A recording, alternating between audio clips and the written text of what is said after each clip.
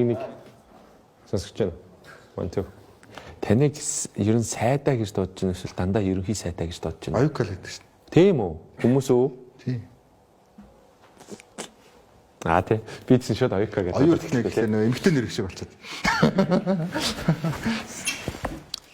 Яг одоо надад айгуу сонирхолтой. Миний өглөө бол тэгэл ингийн хөшгөл эхэлж байгаа шүү дээ. Зүгээр л Instagram дээр олон дагагчтай л болохоос би зүгээр л ингээл байгаа шүү дээ. Тэгэхээр таны өглөө чинь яаж эхэлдэг юм? Би айгуу сонирхолтой байхгүй шүү дээ. Гэхдээ би энэ бодоод байгаа байхгүй. Ингээд таны туслах орж ирээд ч юм уу ингээл тэгээ бүх ингээл ажлыг чинь ингээд чагсаагаал бичсэн хүмүүс ингээл хажиж чи ирээл те. За ерөнхий сайдаа одоо өнөөдөр ингээд ингэдэж шүү гэдэг ч юм уу. Ерөнхий сайд байхаас өмнөх одоо оюука гэдэг хүнд ямар ч ялгаа байхгүй шүү дээ. Зүгээр яг мэдээж хүн бүхэнд л тодорхой хэмжээний тийм стресс байна. Мэдээж нэг юм бодох дарамт ихсдэг гэдэг л үнэн. Явж ерөнхий сайдын одоо хийх ажлын хамгийн хэцүү бөгөөд хамгийн хүнд зүйл бол нойр авах. Яг тэгэхээр төвлөрөх хэрэгтэй шүү дээ. Төвлөрөх хэрэгтэй. Хоёрдугаарт эмоцтой байж болохгүй. Сэтгэл хөдлөлөөр аливаа асуудал хандаж болохгүй. Аль нэг тийм мэдээлэлд хөтлөгдөж болохгүй. Тэгэхээр тэхийн тулд одоо амарсан байх хэрэгтэй. Тэгэхээр амралтаа зохицуулах нь ер нь. Тэгэхээр яг хоо ингээд ингийн амьдрал донд ч гэсэн хүн мэдчихдэг мөртлөө тэрийг заавал бас хийж чаддгүй шүү дээ ер нь. Prioritize гэдэг хамгийн нээн тэргүүний зүйлүүд. Хамгийн нээн тэргүүний зүйл бол одоо ингээд унтаж чадах. Ялангуяа ковид үед энэ бол одоо хамгийн хүн царилтын л байсан. Ковидтэй айгүй амжилттай давсан байл шүү дээ. Гэтэ яг хөө дараа нь дата авах бодлоо тухайн үед тэр бүтлгүүдч гэж шүүрдүүл тэр чинь мэдхгүй тийм одоо ингээ те дэлхийд даяараа тодорхойгүй юм чинь өдөр бүхэн бүтлгүүдж байгаа байхгүй. Тэр өдөр бүхэн бүтлгүүдэл донд яаж одоо маргаашийн бүтлгүүдэлтэй сэтгэл зүйн хувьд одоо бэлэн сэрэх вэ гэдэг л COVID-19 цар тахал дэлхийн 2-р дайнаас хойш хамгийн том сорилтыг хүн төрөлхтөнд учруулав. Оюун эрдэнэ засгийн газар хүн амын 80.6%-ийг вакцинжуулснаар 40 мянган хүний амь насыг эрслээ хамгаалж 1.3 жилийн өмнө хатуу хөл хориг цуцалсан улс орнуудын нэг болж цар тахлыг амжилттай даван тууллаа.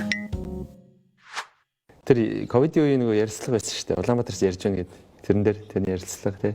Одоо ингээд ар өрийн хаалгаа ингээд ашиглаад ч хамаагүй те дислитлээ гармаар байна те стандарт тэр бол бас нэгэн бодлын айгу ингээд сонсоход айгу нийттэй юм шиг хэрнээ бас айгу амар ситүэйшн юм бэл те яг ингээд стандарт тэр чи юм гэж бас сүултээ бүр танил тал арын аргалга руугаа ингээд залгаад ингээд яг хил доторх буюу Монгол улсын нутаг дэвсгэр донд болж байгаа зүйл бол энэ бол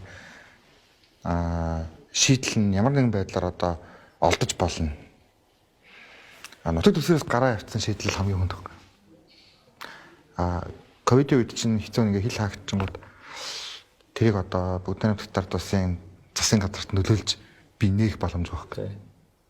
Одоо ч гэсэн ингээд дайны нөхцөл байдал би нэг Оросын албаны улс Украинд нөлөөлж болиулах боломжгүй. Гэтэл тэр сөрөг нөлөөлөл нь орж ирээд байдаг. Үний өсөлт болж орж ирээд байдаг. Экспорт хаагдж орж ирээд байдаг тий. Шатхуун тасарч орж ирээд байдаг. Энэ нь ингээд амьдралын энгийн хэмнэлт ингээд асуудал болоод байдаг. Гэтэ гаднаас бол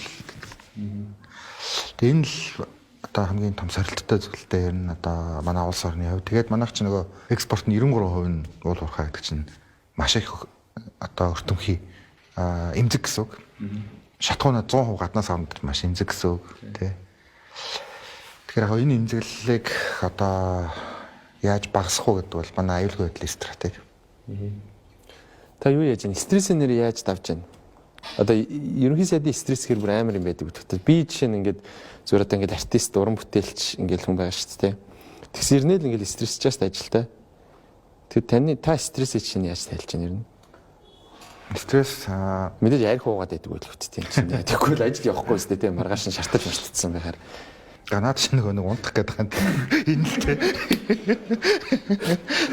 Ямар нэгэн байдлаар нөгөө энэ чинь нэг унтаж чадвал стресс өглөө ингээд тарцсангуу гайгүй болчих шít. Унтаж чадахгүй жинхэнэ стресс дээ шүү дээ. Ер нь яг стресс тайл хамгийн сайн арга бол зөв миний одоо ингээд одоогийн ойлгож байгаа шүү дээ. Маргааш өөр болчихсоос магадгүй хүн ч өгч гин. Тий. Стрессж байгааг өөрөө ойлгох. Стресс чинь гэдгээ Стресс чинь гэдэг мэдэх гэсэн үг. Шийдлүүд олж олж таалахдаг юм уу? Хөдөө явдаг юм уу? Тэ ингээд ямар нэгэн байдлаар нэг бодлоо солино гэсэн үг шүү дээ. Одоо стресс тайлна гэдэг чинь бодоод байгаа юмнаас л гарна гэсэн үг шүү дээ. Хамгийн актер юм бол нөгөө стресстэй байгаагаа мэдэхгүй байх. Надаас ч илүү зовж ирсэн хүмүүс зөндөө байгаад даа гэж бодхол ер нь хамгийн одоо том стресстэй арга гэж зүгээр би л ойдоо боддог. Ингээд нөгөө энэ цонхоор харуул аз жаргалтай хүн зөндөө байгаа. Энэ цонхоор харуул надаас зовлонтой ч хүн зөндөө байгаа. Тэгээ нэг мим байдаг шүү дээ харж ирсэн. Тэгээ нэг мим байдаг шүү дээ. Яг хүмүүс ойлгож байгаа гэдэг байхгүй. Нэг тал нь ингээд нэг тал руугаа харцсан, нөгөө тал руу гүнгэлцсэн. Тэгтээ яг ижлэн нөхцөл байдал ингээд байж байгаа тийм. Та ер нь хөгжим сонсдгоо ер нь сонсох зав байна уу? Хөгжим сонсох дуртай. Ямар хөгжим сонсох вэ? Жанраа эсвэл нэг тодорхой хамтлаг байна уу? Сонгодог дуртай.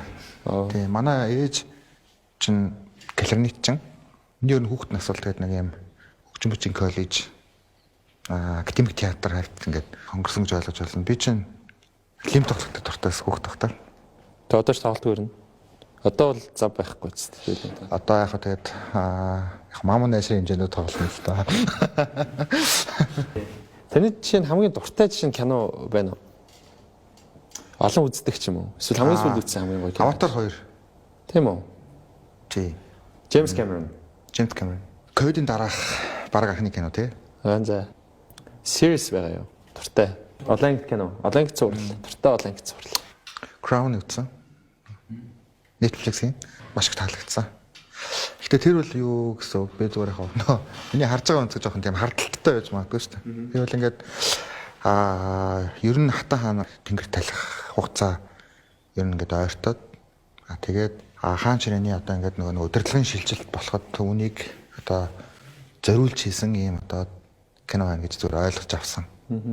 Нийгэмд ирээдүйд болох мэдээллийг одоо урьдчилж өгнө гэдэг бол өөрөө бас их тийм чухал юм байна гэдэг талаас нь суралцж авсан л да.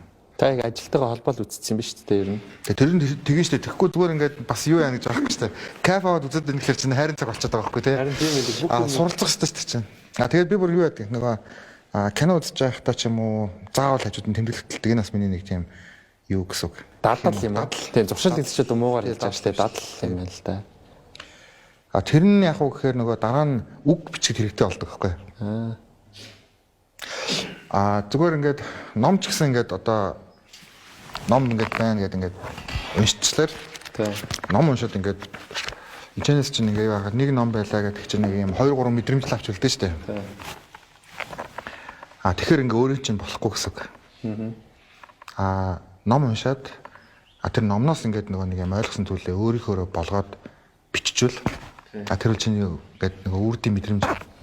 Та кино театрт үзэхдээ нэрээ ингээд хүмүүс дунд сууж үзсэн үү? Яаж үзсэн? Эсвэл нөгөө хүмүүс дундалсан шүү дээ өөр хаанс. Гэхдээ яг би тэгэж бодохгүй да. Бид нар чинь нэг тим нэг бодолтой дээ шүү. Ингээд төрийн хамгаалалттай ингээд security тэгэл ингээд хамгаалалт бол мэдээж яг нэгдүгээрт ингээд хамгаалалтын чинь бол ингээд одоо аль ч улсад одоо байх зүйл тэр нь өөрийг хамгаалаад байгаа биш дээ. Тэр чинь нэг юм нийтийн албан тушаалал хамгаалаад байгаа хгүй нийтийн ажлаа. Хоёрдугаарт яг төрийн хамгаалалт гэдэг бол бас тодорхой хэмжээний нэг хамгаалтын нэг хэсэг бол одоо PR ахгүй. Тэр чинь нэг юм ингээд олуулаа яваад байгаа чинь нэг халдах сэтгэл зүй төрөхгүй. Зарим юм чинь ингээд хүн дагаад гүгээ явж идэг шүү дээ. Яг бөмбөг орж ирэл тэр хүнд ингээд машин тойрч гүглээгээд нэмэргүй шүү дээ. Нөгөө талаараа яг тэгэл хов хүний өөрийнх нь нэг юунаас их хамаарна л да. Тэгээд би бол ингээд хамгаалтын багтаагаа бол ингээд ер нь бол найзууд дандаа ч баг манай үеийнхэн байгаа юм чинь тэгэл мэдээж одоо хамгаалтын дүрм одоо гормыг төрчихгүйгээр гэхдээ би бол хамгийн одоо минималны хамгийн энгийн хамгаалтыг сонгодог кино үзэх юм уу эсвэл заримдаа ингээд хоолны газар хоолнд орох юм уу бас нэг тийм тэр мэдрэмжээ би нэг алдах юмсдаг байхгүй.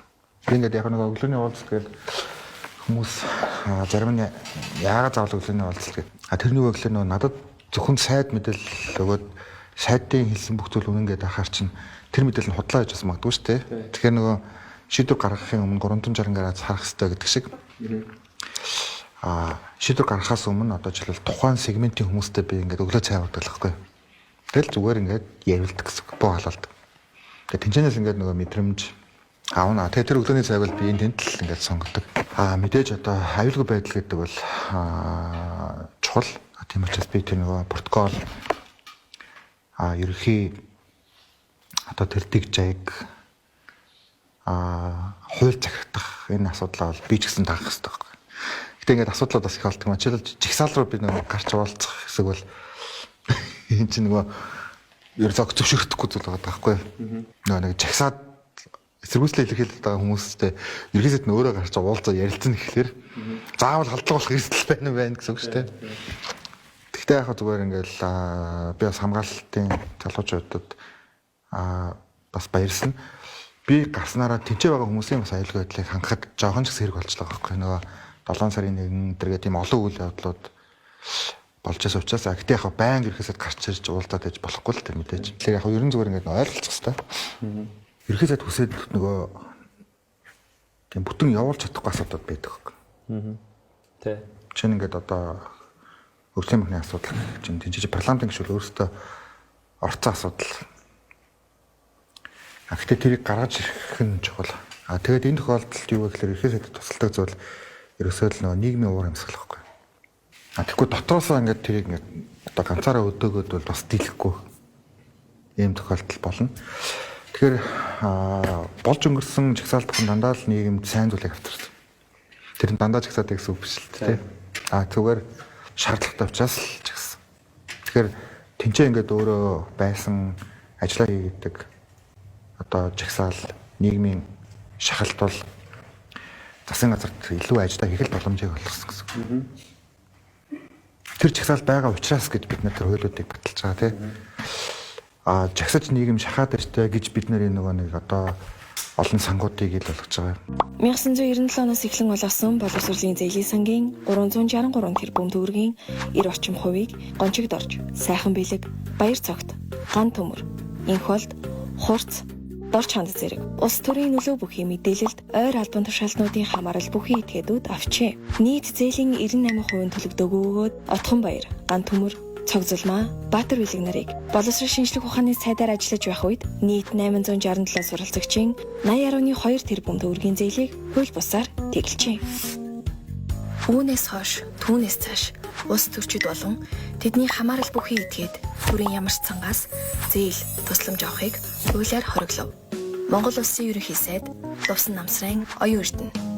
Тэгэхээр нөгөө ордон дотор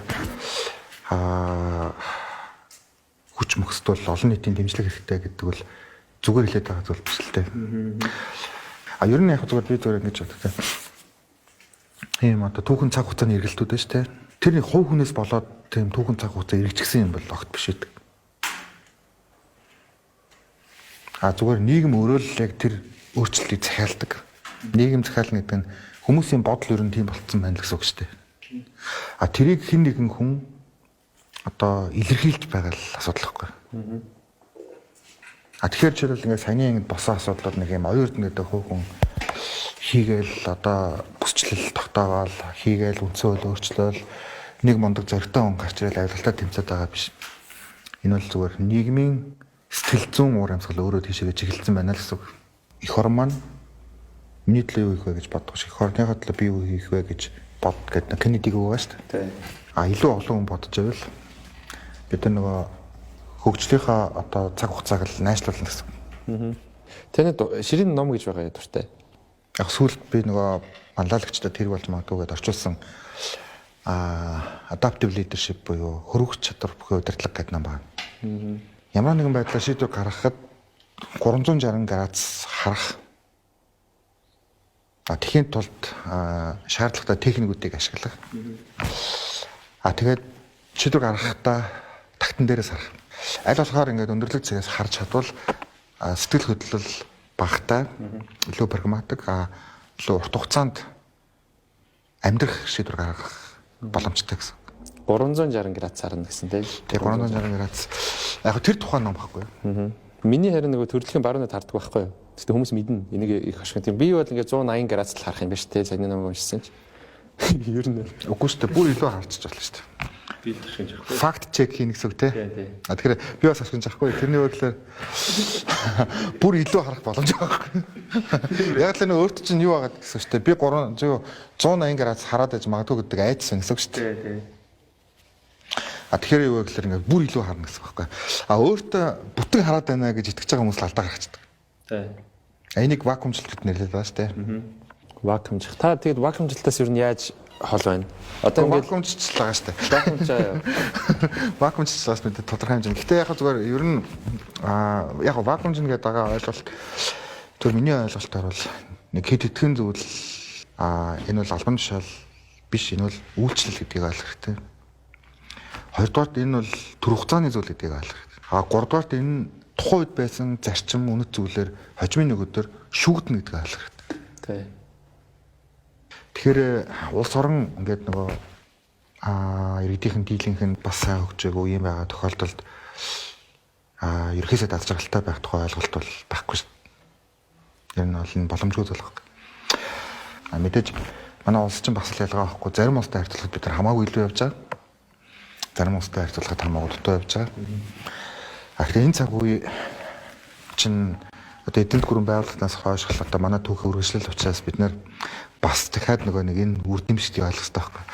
Тэгэхээр яг нэг манай залуучуудын хувьд ч гэсэн энэ залуу насныг удахгүй гэдгийг бас ойлгох хэрэгтэй. Тэгэхээр ингээл одоо нөгөө нэг baby boomers ч залуу байсан гэдгийг ойлгох хэрэгтэй. Gen Z ч хөгшин гэдгийг ойлгох хэрэгтэй байхгүй. Тэгэхээр яг энэ бол ингээл нөгөө нэг мөн чанар. Тэгээд дараа нь найз нөхдөд ч юм уу, үр хөвгтэй ч юм ингээд зүгээр эргээр дурсагдаж үлдэх тийм зүйлийг ингээ хийж чадсан байвал тэр яг нэг нийгэм төлөв нэмэр оруулж байгаа л байхгүй тий. За бусад ингээд нэг юм биологийн амьтдаас ялгаатай байгаа л тэр шүү дээ.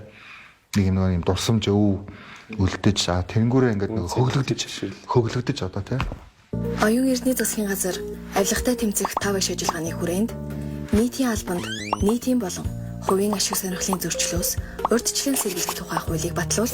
Цаашид Монгол улсын ерөнхийлөгч, улсын их хурлын дарга, ерөнхий сайд, улсын их хурлын гишүүн, засгийн газрын гишүүн, аймаг нийслэлийн засаг дарга зэрэг улс төрд нөлөө бүхий албан тушаалнууд болон тэдний эхнэр, нөхөр, хүүхэд, хамаарал бүхий этгээдүүдийг төрөөс санхүүжих бүх төрлийн тендер, зээлт итгэлэгт хамрагдахыг хоригложээ. Тэгээ хоолойны өнгөн дээр надад бас аягүй сонир санагдаад байгаа байхгүй. Янз янз ч одоо Мартин Лютер Кинг ч юм уу Малком Икс энэ ч айгүй юм хүчтэй ярьдаг штеп. Ерөнхийдөө болохоор айгүй юм зөөлөн ингээд ярьж байгаа хэрнээ нэг юм эффектив байгаад штеп. Миний асуух гэсэн асуулт нь юм байсан юм. Одоо та угаасаа яг ийм хүн юм уу? Эсвэл яг ерөнхийдөө дүрчин юм уу гэж асуучихсан байхгүй. Асуучихсан байхгүй ч гэж асууж л байна л та ер нь л. Одоо би ч л ингээд дуугаа ингээд бүдүүн болгож яриаг яах вэ тий. Би нэг тийм нөгөө төгс хүн байх гэж боллоо хичээх тийм дуртай хүн биш. Тэр дэргүү нөгөө хүн төгс байх боломжгүй байхгүй. Ямар бид нар хийвэл явах юм биш те. Ямар их өгөгдөл биш. Тэгэхээр ингээл байгаа л өгөгдлөл одоо тэгэл нөгөө байгаа цаг хугацаанд л одоо ашиглахаас сонголт байхгүй шүү те. Тэгээ би яг юу ял энэ номыг бол чинь би 3 удаа уншлаа. Тэгээд яг үнийг хэлээд ийм байсан юм. Таны ерөнхий сайд гэдэг чинь мэднэ.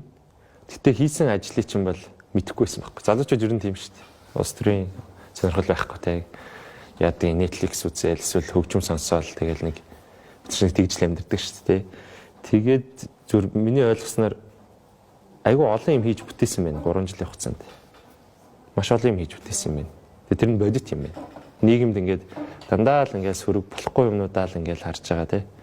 Тэгээд би ч гэсэн яг одоо ингээд асуудал гарлаа гэж бодоход хүн бол яг би бол тех турттай биш. Тэгтээ ихэнх хүнтэй хүмүүс яадаг төр зэсгээл ингэж муулдаг шүү дээ. Асуудал гарангууд. Тэгээд энэ номнуудыг уншаад энэ фактуудтай танилцаад юу гэж ойлгосон бэ гэхээр энэ нэг 30 жилийн хугацаанд тэгээ энд нэг юм бугалтсан нэг юм асуудал байсан юм байна. Тэрийг манан гэж нэрлэдэг байгаа юм байна гэдэг ч юм уу тий. Тэгээ манан дотор олон юм орчлоо юм л та тий. Хоёулын талаар ингээ ярилцаа явах бах.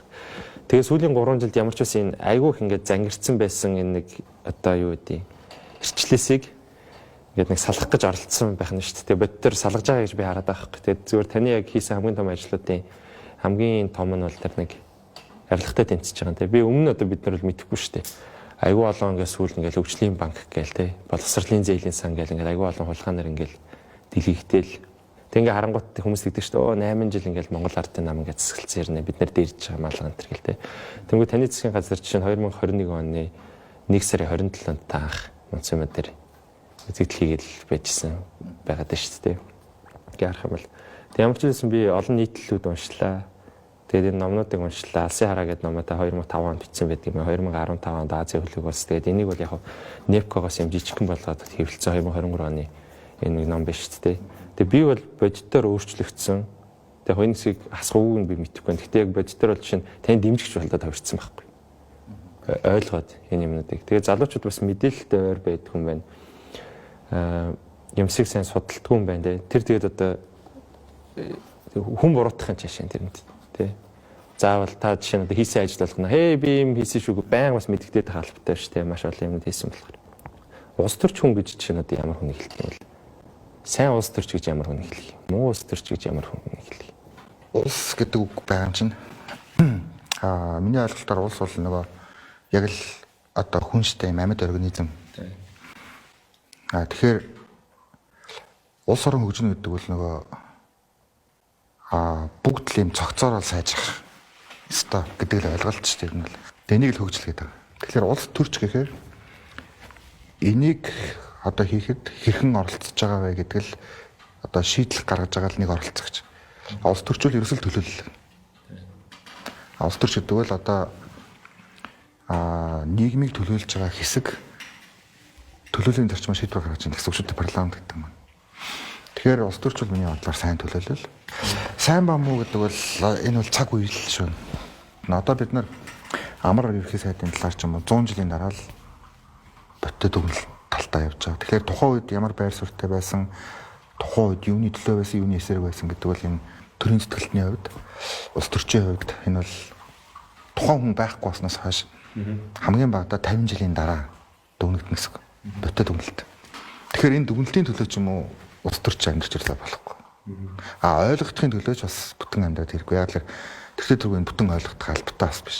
Би ерөн зүгээр ингээд залуучууд хэлмээр байгаа байхгүй. Зүгээр миний хэлмээр байгаа юм. Юу вэ гэхээр би нэг сүүл нэг рил хийсэн байсан. Тэгсэн чинь тэрэн дээр нэг залуу тэгсэнс байхгүй. Угаасаа дэмжих хүн байхгүй. Бүгдээрээ ингээд хулгайчаа гэдэг. Тэгээ яг тэр залуугаас очиод за танаа тарихт ямар хүн нэр төвч байгааг нэрийг мэдэхгүй. Боловсролыг мэдэхгүй. Өмнө асуудалд орж исэн үгүйг нь мэдэхгүй. Тэгээд нэмээд өмнө ямар албан тушаал арчижсэн мэдэхгүй те. Тэгээ тим хэрнээ юм хийсвэрээр юм байдаг болсон байхгүй залуучууд хөвчлээ. Тэг ингээ харангуут юу гэдэг нь сонголт хийхгүй гэдэг байгаа шүү дээ. Тэг сонголт хийхгүй байх чи өөрөө сонголт мөн шүү дээ бас. Тэг сонголт хийхгүй байх чинь өөрөө бүр хамгийн муу сонголт шүү дээ. Тэрнээс болоод хөгчүүдээр хувь заяагаа шийдүүлээлээ гэсэн үг шүү дээ. Нэгсэндээ тий. Тэг энэний шалтгаан одоо жишээ нь юм бол залуу болохоор улс төр сонирхгүй байна. Эсвэл улс төрчт нь бүр тэгтлээ итгэлийн алдсан байдаг юм уу? Юун дээр одоо жишээл гэр бүл ингээд гаднаасаа гэр гэтээ тэр бол юу байгаа шүү дээ. Одоо тоон за өн за хан гэдэг юм бүтцтэй байгаа шүү дээ. Тэг ингээ харагдахтаа гэр. Яг үнтэй адилхан ингээд нөгөө нийгмийг оролцуулж байгаа тогтолцоо маань өөрөө одоо парламентын тогтолцоонд манайх бол юм нөгөө мажоритар буюу зөвхөн нутаг дэвсгэрийг төлөөлж сонгодог хүний тогтолцоотой байсан байхгүй. 7-4 нь өөрөө тийм. Тэгэхээр энэ өөрөө яах вэ гэхээр ер нь ингээд нөгөө улс төрд залуучууд орох идэвхийг их бууруулдаг. Яг тэгэхээр тэнцээ нэлээд тийм одоо урт хугацаанд бэлтгэгдэж ижил гарч ирэх боломжтой. Тэгээ оролцохгүй учраас хүн итгэхгүй. Оролцохгүй бол мэдээлэл авахгүй учраас одоо бохиндох нь аргагүй. Гэхдээ улс гэдээ харуул оролцохгүй бол яг гэхээр бидний л амьдарч байгаа цаг хугацаа хохироод байгаа байхгүй. Тэгэхээр манай залуучууд оролцохгүй байгаад байх тусам шийдэл гарч байгаа биш үү? Тэр шийдэл хойшлоод байна гэсэн үг. Хугацааны хувьд. Тэгэхээр яг сая энэ бид нэр тогтолцоог өөрчлөлөөд одоо магадгүй энэ удаагийн парламентын сонгуул урд уртынхаас илүү сонирхолтой болж магадгүй. Яг тэгэхээр нөгөө нийгмийг төлөөлөх буюу хувь тэмцэлт тогтолцоороо оролцох гэсэн. Тэгэхээр энэ нутаг дэвсгэрийг төлөөлөхөөс гадна нийгмийн сегментийг төлөөлөх хувь тэмцэлт тогтолцоо. Тэнгүүд магадгүй одоо та хэдийн таньдаг хүмүүс одоо парламентод орж ирж байгаа. За магадгүй гадаадд байгаа монголчууд урд нь бол парламентын сонгуул ёстой хамаагүй зүйлүүдийн нэг байдаг гэсэн байна. Гэтэл энэ удаа гадаадд байгаа сонгогчдын гадаадд байгаа төлөөлөл өөрөө парламентод шууд ороод ирж байгаа. Маш их олон инженер, энгийн одоо залуучуудын төлөөлөл орж ирж байгаа. Тэгэхээр одоо бол яг гэхээр нийгэм маш их итгэж байна.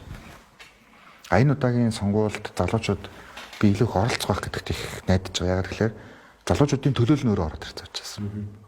Одоо сая энэ нэр дэвшлтийн дараа над дээр хүүхдийн байгууллагын орж иж уулзсан. Тэрний үг гэхээр би яг ингээд тогтолцоо ажиллаж эхэлж байгааг мэдэрсэн л дээ. Тэрний үг гэхээр та хоёр хүүхдийн байгууллагад ажиллаж байсан, олон улсын байгууллагад ажиллаж байсан хүн байж яагаад жагсаалтанда хүүхдийн байгууллагын төлөөллийг оруулахгүй юм бэ? Урд нь бол тэдэргүй орохгүй гэж боддог гэсэн. Тэнгүүд одоо болохоор багш эмч хөгжлийн бэрхшээлтэй гэдэг төлөөлөлд ороод ирэнгүүт яагаад хүүхдийн байгууллагыг оруулахгүй байгаа юм бэ? Бид дараагийн удаа төлөөлөлтөд болохын тулд юу хийх ёстой? Тэгэхээр өөр байгааз. Тэгэхээр миний бодлоор бол залуучуудтай хандж хэлэхэд уран муур хугацаад болсон шинэ хүчин жил эхэлсэн. Бид тэр бомуулаа биш, эсвэл 200 300 саяалаа биш.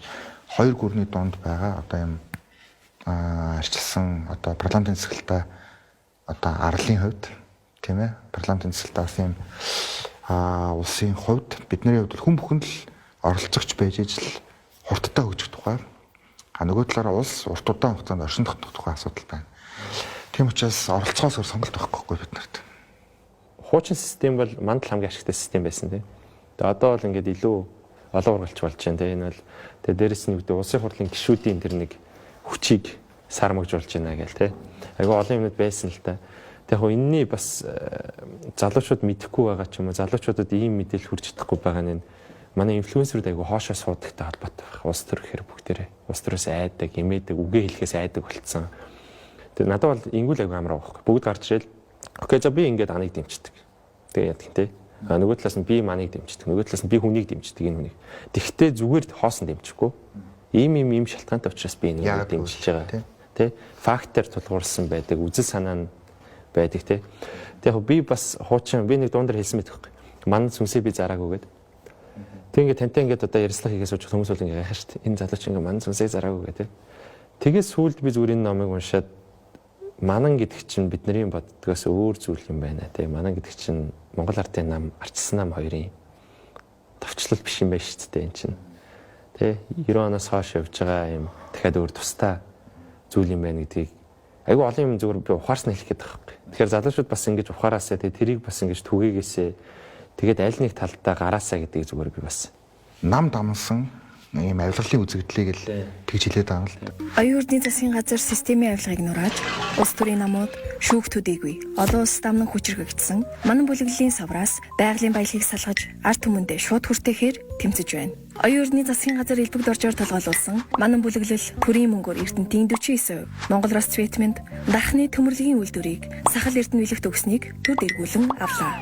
Эрдэнэс 5 толгойд үүрэлсэн нам дамсан бүлэглэлийн нүүрсний хулгайг таслан зогсоож чадлаа. Хөгжлийн банкны леврийн схемийг задалж сангуудын хулгай, ашигт малтмалын лиценз, газар олголтын болохыг ээлж дараалан олон нийтэд ил болголоо. Ерөнхий сайд алсан сайхан бэлгийг нууцаар байгуулсан оюун толгойн Дубайн гэрээг цуцлалаа. Эрдэнэтийн баялагийг үнгүй сормуулж байсан Арчидэгт компани 34%-ийг төр давж элбэг дорж цагаан нарын леврийн схемийг илчиллээ. Баялагтаа эзэн байх тэмцэл тэгш бус хязгааргүй баялаг. Тэдэнд үйлчилдэг бүлэглэлтэй тэмцэлцээр үндэсний баялагын сангийн тухай хуулиа батлуулж, хууль бусаар хулгайлагдсан стратегийн бүх ордуудынхаа 34%-ийг ард түмний мэдээлэлд авлаа. Хэрэв бүлэглэлийн гар хүлүүд энэхүү тэмцлийг зогсоовол хязгааргүй их баялгаа ард түмэнд алдсандаа хорсон занаж, хумсаанууж, хилийн чандад отод суугаа бүлэглэлийн эзэд ард түмэн баялагтаа эзэн байх боломжийг бүр мөсөн үгүй хийх болно. Тэр нь өөрөө юу гэхээр манайх уул уурхай одоо манай экспорт буюу гадагшаа худалдаж байгаа бараа бүтээгдэхүүний орлого олж байгаа бараа бүтээгдэхүүний 93%. 93%. За тэгээд 50% нь нүүрс тэр 93%. За бусд нь зэс болон бусад манай эдийн засгийн өсөлт нөгөө хүртээмжгүй байгаад байдаг тэр. Тоол өсөддөг. Тэр нь хүмүүс нөгөө мэддэхгүй. Яагаад байгаль сүлээд байгаа мөртлөө тэмний амьдралд сайжралт авчрахгүй байгаа юм бэ? Тэгэхээр үүнийг л одоо нөгөө баялагын солгоо бүтц буюу баялагын хараал гэж нэрлээд гэдэг нь энэ л дээ. Тэрний үг гэхээр экспорт нэмэгдээд байна. Төсвийн орлого нэмэгдээд байна. Төсвийн орлого нэмэгдэнгүүт зөвхөн төсвдөр байгаа асуудлууд шийдэгдээд байна. Эдийн засаг нь яг үгээр унаад идэг. Унаад байна гэсэн үг. Яагаад тэгэхээр уул уурхайн компани улсын төсөв хоёр томроод байна. Тэгэхээр энийг яаж хүртээмжтэй болгох вэ гэхлээр энэ нөгөө хэд монополийг бидний хувьд одоо задлах хэрэгтэй болно. Тэгээ хэд монополийг задлахын тулд энэ авилгалын асуудлыг тасдахаас аргагүй. Одоо авилгын асуудал гэдэг маань өөрөө дандаа их мэдлэлтэй хүмүүс л бүрдүүлж байгаа шүү дээ. Гэдэг нь энэ систем аль аль намд одоо байгаа. Шүүгцэл байгаа, хууль тогтоогцол байгаа, гүйцэтгэх засалт байгаа. Тэгэхээр энэ асуудлыг нийгэм ингээд бүтэн олж харахгүй ингээд сарничаад байгааг бас манан гэж л нэрлсэн л дээ. Тэгэхээр яг энэ бүтэн задартлаа маш их хугацаа орно. Гэхдээ энэ задарч ижил яг хөглөр одоо улс орны хөгжин дэвшсэн эсвэл уруудан дөрөөдсөн түүхийн эргэлтийн цэг болдог. Тэгэхээр энэ одоо эдийн засгийн хүртээмжийг бий болгохын тулд одоо сайн засаглах хэрэгтэй л болно гэсэн. Тэгээд энийг бий болгохын тулд ялцгүй л залуучуудын оролцоо нөгөө талаараа мэдээлэл нэг байх энэ асуудлууд маш их чухал. Арчсан нийгэмд одоо бүх хүн аль нэг дүгнэлтээр бүтэн шилжих гэж байхгүй. Гэхдээ бүтэн шилжихийн тулд мэтгэлцээ хэрэгтэй. Мэдээлэлээр хангах хэрэгтэй. Тийм учраас яг энэ сонсгол гэдэг ийм олон зүйлүүдийг хийгээл энэ нийгэм бохомдуулаад байгаа ч гэсэн авилгалын асуудлуудыг ингэж гаргаж ирээд байгаа нь засгийн одоо шүүгцэглэл биш. Би тэдний гин буруутай гэх эцсийн субъект би биш байхгүй. Нийгэмч биш. Шүүх. Гэхдээ ийм асуудал байна гэдэг л одоо баримтууд болон ерхий мэдээллүүдийг нийгэмд ил болгоно гэдэг бол нийгмийн дүгнэлтийг л тогтоож байна гэсэн. Нийгмийн дүгнэлт тогтсон тохиолдолд яг хөглөр далд систем нурдаг. Экспорт гэдэг бол тоо. Ялгаатай л та. Одоо нэг залуучууд чинь ингээл тоо яриад ингээд тэгэхээр аягүй хэцүү боловсруулж шүү дээ. За ингээл бас тэр үнэ тий. Тэгэхээр хоёулаа нөгөө илүү юу одоо юу гэх юм ямар асуулт гэх юм. Улс төржөөгүй асуултууд бас байгаа юм. Тэр асуултуудаас яв тий. Таад үед бол англи сурахад хэцүү байлаа шүү дээ. Тэгвэл ингээ 2000 он гараад ухаалаг хүч ялангуяа гараад интернет хурц сайжирснаас хойш ер нь юм сурахад маш амархан болцсон шүү дээ. Тэгэхээр орчин үед одоо чинь англи хэлтэй хүн бол мундаг хүн биш. Энэ бол зүгээр бид нар зүгээр байж ах хэвээр жирийн зүйл гэж би харддаг болцсон байхгүй англи хэлийг бол жишээ нь. Тэгээ та болохоор англи хэлийг нөгөө нэг хоёр дахь жил болгоно баахан шүүмжлүүлсэн шүү дээ. Яг хөө фэйсбүүк дээр хүмүүс зөндөө шүүмжилдэг шүү дээ. Тэгээ тэр тал дээр яагаад яг хоёр дахь жил бол одоо би бол чинь угаасаа хүлэн зөвшөөрч байна. Гэхдээ хүмүүст хэлвэл англи хэлээр ярьж байгаа хүмүүсийн тоо их учраас л тэр мэдээлэл авах боломж юм чи тий. Яг үнэн ч тэгээд нөгөө зүр хэрэглээл юм чинь. Тийм зүгээр л хэрэглээ. Тэгээд монгол хэл дээр юм хайхаар монгол хэл гарч ирсэн. Монгол хэл бидний одоо сэтгэлгээ болон тусгаардахад нь л тэгэхээр маш сайн сурах хэрэгтэй. Соёл уламжлалаа бол хүн мэдэх хэрэгтэй тий хэрэглэх хэрэгтэй. Гэхдээ зүгээр соёл уламжлалаа мэдээд тэр нэмээд тэр чинь түгэх хэрэгтэй шүү дээ. Одоо жишээ нь ингээл Японы аниме гээл байна. Америкийн хөгжим K-pop гэдэг чинь ингээд соёл нь ингээд тархаад байна шүү дээ. Тэгээ тархахын тулд бид нар яах хэрэгтэй вэ гэхээр би жишээ нь англи ч юм уу хятад ч юм уу хэлтэй байж ээж тэр гадаад хүнд өөрийнхөө соёлыг зааж өгч тайлбарлана да. Тэгэхгүй бол монголоор яриад тэр хүн ойлгохгүй юм чинь тий. Тэгэхээр би нэг ингэж хараад байгаа хүмүүс ингээд соёлыг өмчлөх гээд байдаг. Одоо чинь монголчууд за дээлэл зөвхөн ингээд манайх ингээд гадаад Европ хүмүүсчлэхгүй гээд. Тэгээ тэрийг бол ингээд түгээж тарааж явах хэрэгтэй зүйл гэж би хардаггүй. Соёлыг одоо хуваалцах хэрэгтэй зүйл юм уу? Хамгийн сайн хамгаалалт бол тогтолгоо. Та хоёр анханасаа ингээд хариулаад байх юм шүү дээ. Тэгээ хэлчихгүй яа шүү. Шууд ингээд юм хэлж байна. Засгийн газар Welcome to Mongolia. Go Mongolia үрэг олон улсад зарлаж анхудаа 594 мянган жуулчныг хүлээн авч 1.3 тэрбум $ын ашиг олж Монгол улс аялахад таатай улс орны жагсаалтыг тэргүүллээ. Гэтэ хүмүүсийн нэг юм гэдэг чинь зарим хүнийг ингээд гадаадад сургууль төгссөн гэхээр ингээд итгэдэг хэрнээ зарим хүнийг итгэдэггүй шүү дээ. Тэгээ таныг жишээ нь ингээд хүмүүст ингээд Харвард сурсан гэхээр худлаа гээл те. Яагаад тийм байд юм бол? Харвардад сурсан гээл одоо жишээл тэд байжсэн үеийн зураг постлол эсвэл диплом гаргаж иж постлол одоо тий. Тэр яг дөнгөж одоо яг залуу танигдж байх үедүүл ингээд нөгөө тий одоо намтар чухал. Яг ингээд одоо ерхий сайд болчихж байгаа тохиолдолд энэ хүн яг ямар эерэг ямар сөрөг өвийг үлдээв гэдгээс сонирхох. Заавал нэг ерхий сайд өөрийнхөө цаг хугацаанд бүхнийг хийж чадахгүй. Зүгээр тухайн цаг үед хүн дараагийн цаг хугацааныхаа дараагийн цаг хугацааны үргэлжлэлийг л тавьчихдаг байхгүй. Та энэ 2024 оны 4 сарын 4-нд энэ Монцеметр хийсэн мэдээлэл дээр ингэсэн байгаа байхгүй. Манай хэмээн томьёологдсон энэхүү системийг задлахын тулд хатуу зогссон магадгүй сүүлчийн засгийн газар ч байж магадгүй гэж хэлсэн ба ш та. Тэрэн дээр энэ надад айгу тийм жоохон гутранг юм санагдсан байхгүй. Яг тэр нөө сүүлчийн засгийн газар гэж хэлж байгаа шүү дээ. Тэгээ танаас өөр хүн үнэхээр үнийг хийж чадахгүй мó эсвэл бүр үнэхээр тийм засаж дийлдэхгүй тийм одоо хулгай систем бүрдсэн юм уу? Олон нийтэд энэ цаг үеийг одоо битгий алдачаал гэж хэлж байна гэсэн. Яагаад тэгэхээр магадгүй хамгийн сүүлчийн ч гэж магадгүй шүү дээ. Сөргөр бодвол те. Эргээрээ бол эхлэлж биш магадгүй. Гэхдээ яг ийм авилгалын системийг ингээд дийлж чадаагүй 200 жил 300 жил болцсон юм улс орнууд зөндөл байгаа шүү дээ. Хүмүүс ингээд одоо тусгаар тогтнол тусгаар улс байх. За ардчил хэрэгчлөөтэй байх, парламентын цэцэлтэй байх гэдэг бол ингээд нөгөө Тэнгэрээс буугаад ирдэг бэлэг гэж бодоод байдаг үгүй. Энэ л одоо Шолц хийсүү гэдэг л да нөгөө энэ бол тэмцэж босгодог үнэт зүйл. Яг энэ агуулгаараа одоо ч л ингээд биас ерхийдээ болоод амар сайдын үгийг ишилжсэн тэрний үг гэхээр амар сайд бол нэг актер бүтээн байгуулалт хийсэн ч юм уу тийм хүн биш үү. Мань хүн тухайн үед нийгэм юм болохыг л зөгнөд төсөөсөн юм байна.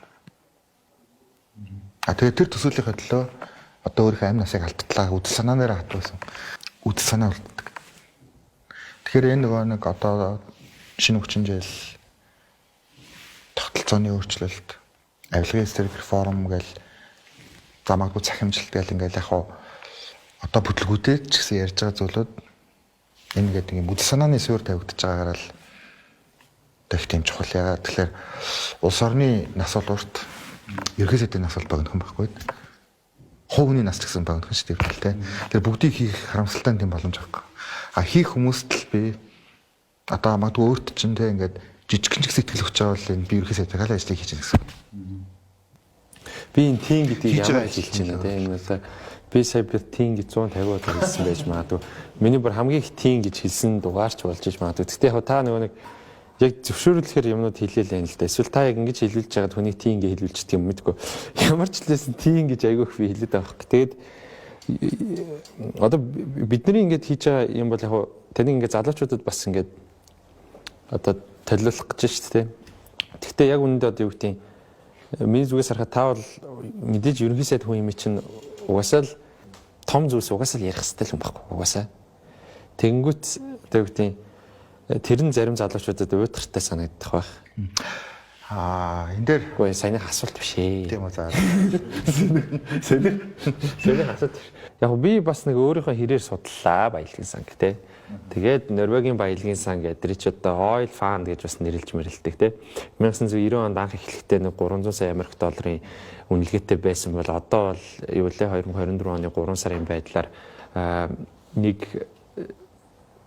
165 тэрлион болцсон ч баг шиг те. Тэг яг харангуут одоо бид нар чинь нөгөө монголчууд ч аягүй тийм хурдан Оюун урны засгийн газар байгалийн баялагийг ард түмэндээ шууд хүртээх үндэсний баялагын сангийн тухай хуулийг батлууллаа. Монгол улсын үндсэн хуульд байгалийн баялаг ард түмний мэдэл төрийн хамгаалтанд байна хэмээн хуульчилсан боловч нийт стратегийн 16 ордын 7 нь Эрдэнэс Монголын харьяанд мөн стратегийн нөөцөд бүртгүүлэхгүй тулд нөөцийн суурь мэдээллийг нь өөрчилж ашигт малтмалын нөөц ашигласны төлбөр татвараас нуугдсан хэмжээний баялаг бүртгэлгүйгээр далд эдийн засгийг бүрдүүлэн оршиж байна. Оюун урны засгийн газар энэхүү баялагын хулгайг илчилж ард түмний мэдээлд байгалийн баялагийг эргүүлэн авч үндэсний баялагын санд төвлөрүүлнэ. Үндэсний баялагын сан нь ирээдүйн өв сан, хөгжлийн сан, хуримтлалын сангаас бүрдэх бөгөөд Норвегийн баялагын сан болон Сингапурын хуримтлалын сангийн жишг загварт тулгуурлажээ. Ирээдүйн өв санд ашигт малтмалын нөөц ашигласны төлбөрөөс бүрдэх бөгөөд олон улсын зах зээлийн санхүүгийн хэрэгсэлд хөрөнгө оруулах замаар өнөөгийн үнцнийг өсгөх, арвижуулах болно. Хөгжлийн сан нь Монгол улсын нийгмийн хөгжилд тулгамдж буй. Газрын тосны үйлдвэр, цахилгаан станц, хурдны зам зэрэг томоохон төслүүдийг санхүүжүүлэх үндсэн зорилготой. Хуримтлалын сан нь Эрдэнэс Монголын эзэмшлийн стратегийн ордуудын 34%. Тодотгож хэлбэл Эрдэнэт үйлдвэр, Эрдэнэс оюу толгой болон цаашид ашиглах стратегийн ордуудын ашиг Монгол банкнд иргэдийн нэрийн дансанд шууд төвлөрч, иргэдийн орон сууцжуулалт, боловсрол, эрүүл мэндэд зарцуулагдана. Тэр Баблоо уучлаарай. Баабарга монголчуудын нөөц судалд дээр бичсэн байдаг шүү дээ. Нөгөө монголчууд нөгөө айгуу тийм ороо өглөө нь зарчаад тэгээд оройн буцаа судалтад авчдаг тийм арт түмэн гэж дээ бид нарыг. Тэгээд би бас зарим талаараа тэрийг их буруутгадаг юм. Тэгэхээр одоо бол ингээ баялагын сан ингээд харах юм бол Норвегид бол бүр 90 оноос хойш ингэж явж ир чинь ингээд удаан хугацаанд ингэж явж иж юм хөгжсөн байгаа шүү дээ. Тэгээд Монголын би зүгээр асуудлыг бас таны номон дээрс бас мэдлээ. Нэг засгийн газрын дундаж наслалт 1.7 жил мэл байдаг гинөө тий. Уул нь ч одоо 4 жил байж ич 8 жил байж ич юм хөгжишт баг байшин гаруул ингээд суур ингээд барьж яхад нь за эднэр бүтэхгүй юм байна. Ямар амар тэнэг суур тавьд юм бэ? Одоо наатах нураа гэдэг ч юм шиг тий. Тэг ингээ харах юм бол энэ баялагын сангийн талаар та бол илүү сайн мэдж байгаа. Энд тэгээд ирээдүйд ямарчлээсэн биднэрт хэрэгтэй гэдэгт би бол чинь бат итгэж байгаа. Тэгээ энэ талаар бас ингээд уншаад ингээ үзээд та тэгээд гол нь хэвлээ юу яа? Богинохон хэрнээ ойлгомжтой л тайлбарлая. Баялаг бүтээх, баялаг ашиглах хоёр бол тусдаа ойлголт. Тэгэхээр баялаг ашиглаж байгаа нь нийгэмд одоо үр дүнтэй ах хэвээр тийм.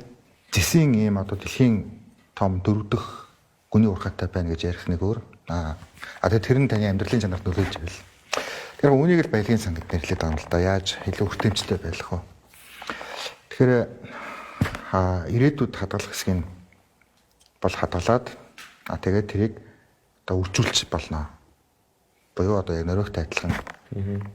Тэрийг одоо нэг ашигт малтмалын онцгой одоо амнат гэж нэрлэдэг шүү дээ. Ашигт малтмалын одоо татварыг тийш нь хийн. За хэрвээ ашигтай бол хоримтлал руу орно. Тэгэхээр бүгдээрээ л нэг уул ухаага ашигтай ажиллахыг одоо эрмэлзэх хэрэгтэй байхгүй тий. Одоо Эрдэнэт оюутлага бүгдээрээ. Тэгээ хэрвээ ашигтай ажиллавал тэр нь иргэдийн хоримтлал олё. Энийг орон сууц эрүүл мэнд боловсролтой зарцуулъя. Төсөв ашигтай болвол тэрэнгүүрээ юм хуваахгүйгээр юм том асуудлуудаа шийдэе.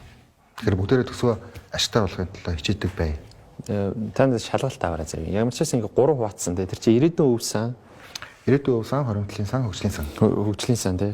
Тэгэхээр нөгөө нэг одоо гадаадын компаниудын одоо Норвегийн тэр баялагын сангийн хамгийн гоё юм тийм байсан шүү дээ. Гадаадаас ингээд юу авчдаг, үнэт цаас авчдаг. Эсвэл ингээд үржүүлэх хүрдтийнхээ үрийг гүйцэтгэж байгаа гэсэн. Тийм. Тэр нөгөө нэг ирээдүйд хадгалж байгаагаа л одоо ашигтай зүйл рүү банк өөрөө хөрөнгө оруулаад байна гэсэн үг байхгүй. Тийм. Тэр нь гэхдээ мэрэгжлийн багаар бас өдөртөө баг. Нэг өөрөлдөл ер нь баялагын сан гэдэг бол юм одоо мэрэгжлийн банк байна гэсэн үг. Гэхдээ Монгол банкн дээр байрладаг. Тэгээд энийг одоо яг тийм мэрэгжлийн баг Монгол банкн дээр өдөртөн л гэсэн. Засаг солигдохоос үл хамаарад яг Монгол банкн дээр л гэсэн. Тэгэхээр тэг ямар ч л байсан ерөнхийдөө зөв зүйл хийж байгаа юм байна гэдэгт ямар ч байсан гэдгийг ойлгоцсон байгаа. Тэгээ би бол жишээ нь ойлгоцсон байна. Тэгээ залуучууд тэр ойлгосон юм байгаа юм дээ. Энэ хууль батлагдсанараа ингээд гэр орол өөрчлөгдөжүүл энэ бол ингээд баялагын сан дөрөв гүйцэтгэж байна гэсэн үг тийм. Эсвэл манай валютын нөөц нэмэгдчихвэл валютын нөөц нэмэгдэнэ гэдэг маань одоо манай төгрөг ам доллартай харьцуулахад илүү үнэтэй байна гэсэн үг шүү дээ тийм. Тэгэхээр валютын нөөц нэмэгдээд ах тусам хүмүүс тэрийг бас илүү мэдэрнэ. Энэ бодлоор маш энгийнээр ингээд орон сууцчлалт ирэх одоо 4-8 жилийн дотор өмнө байгаагаас за хамгийн багадаа 20 дахин хурдтай юм. Энэ баялагын сан байгуулагдсанаар. За томоохон төслүүд буюу одоо ялангуяа одоо манай нийслэлчүүдийн хувьд энэ нэг үндсэн шийдлийн төслүүд өмнө байсан хурдасаа за хамгийн багадаа бараг нэг 15-аас 20 дахин илүү хурдтай илүү их хөрөнгө оруулалт хийгдэх гэсэн. За хоримтлал дээр ч гэсэндээ одоо хүмүүсийн хувьд бол илүү их тийм нэг юм байгалийн баялаг ашиглахын тулд надад илүү хүртээмжтэй байна гэдэг ойлголт илүү авах учраас хөрөнгө оруулалтын орчин илүү сайжирна гэсэн. Одоо ч нэг тийм харамлаад идэх зүйлтэй байгаа даа шүү дээ. Аргачгүй юм л да тийм ингээд нөгөө за том төсөл хэрэгжлээ тэгээ яасан гэдэг асуултанд орчод шүү дээ. Том төсөл хэрэгжлээ тэгснээрээ ингэсэн. Тэгэхээр миний бодлоор бол нөгөө эдийн засаг жоох Монгол улсын одоо ерөнхий орлого түүний хүртээмж энэ одоо баялагын сангийн хууль батлагдсанараа мэдгэдэггүйц төвшин тийм одоо үр дүн авчрах болно. Баялагын хувьтай Монгол. Үндэсний баялагын сан бол баялагтай эзэн Монгол хүн бүрийн ертөнцийн автар. Та өөрийн нэрийн дансан дах өсөн үржих, өв хоримтлал, үүснөөзөө, эрүүл мэнд, эрдэм боловсрол, орон сууцндаа тусгайлан сонгож, тухайлан зориулах дархан эрхтэй. Эрдэнэс баялагын өгөөж, эдийн засгийн өсөлтөө үр хэрэгэн бүрд хаяглаж зориулав. Баялагын хараалаас баялагын эрүүл рүү. Би зүгээр сүүлд ингээд найзтайгаа уулзаал те аюу олон хүнд. Тэг яг таны номны талаар ярьж өгдөг ч юм уу те. Ингээд мэдээллийн талаар өгнө шүү дээ. Тэнгүүд хүмүүс ингээд тийм үү ийм хийсэн юм байна гэдэг. Ингээд хүмүүс ингээд одоо мэдээд ингээд арай өөрчлөгдөж байгаа хэрэг. Тэгэхээр зүгээр миний зүгээр хүсэж байгаа юм нь юу вэ гэхээр зүгээр залуучуудыг мэдээлэлтэй болоосоо л гэж хүсэж байгаа би бол. Тэгээ мэдснийхаа дараа оролцсон шүү дээ хүмүүс. Тий. Үнэн. Нэг удаа уулзаагүй хүнээ туйлын байдлаар битгийд өгнө. Та үзэж гин үү? Би чинь сүлүүд арай юм итгэхгүй байна шүү дээ. Би өөр өсөд хэлээ. Тийм тэгээд яг би одоо тэгэл энд ингээл яриа гэх юм бол би одоо утсан бүр таны номыг би хурангуул бичсэн байгаа. Тийм юу жимс аваад юм дээрээ. Тэг ингээ яриа гэх юм бол бүр маш их юм байна. Тэ. Тэгээд тэрийг одоо энэ ярилцлаган дээр хэдүүл одоо ярих нь цаашаа юм тий. Тань тэгээ ямар нэг муу зуршил байдаг одоо чинь тамхи татах ч юм уу арих уух ч юм уу ямар нэг одоо нэг dark necessities гэдэг ааш тийм харанхуй хэрэгцээ гэдэг. Тэр нэг ойлгоон хэлцэр гэдэг чинь ингээд гаднаас ингээд харахад 2.3 тэрбум долларыг өөр тэглэлтэй гэд нэг өгүүлбэр. Тэр чинь бол зөндөө олон юм бол болж ижил тэр чинь үр дүн гарч байгаа шүү дээ тий. Тэгэл тэрэн дээр чинь тэгэл одоо тэгэл уухтаа нуугаал сигарет татал тамхи татал тэгэл чи юу шүү дээ ер нь юм negotiation гэдэг чинь тэгэл юу шүү дээ бас урлаг шүү дээ тий хэлцэр гэдэг чинь тэрнээс зүгээр байж байгаа л чөөр тэгэлчихгүй л тэгээд хамгийн амар тэгэлчүүл амар тий зүгээр чөөр тэгэлчихсэн. За би сая тийм гээд баг 200 удаа хэлчихв яач. Тэгэхээр та ямар ч байсан анхны вакцины хэлсэн юм шүү дээ тий манаас тэр чинь гэдэг байхгүй.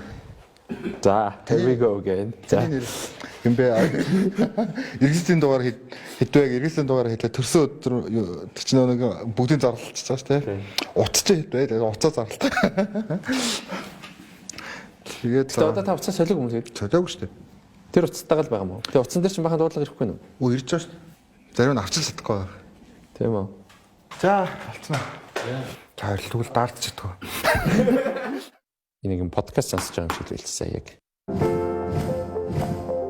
Амьдралын өнгө бүрийг тод харуулна. ETV. Монгол Улсын сонгуулийн ерөнхий хороо үзүүлж байна. Санал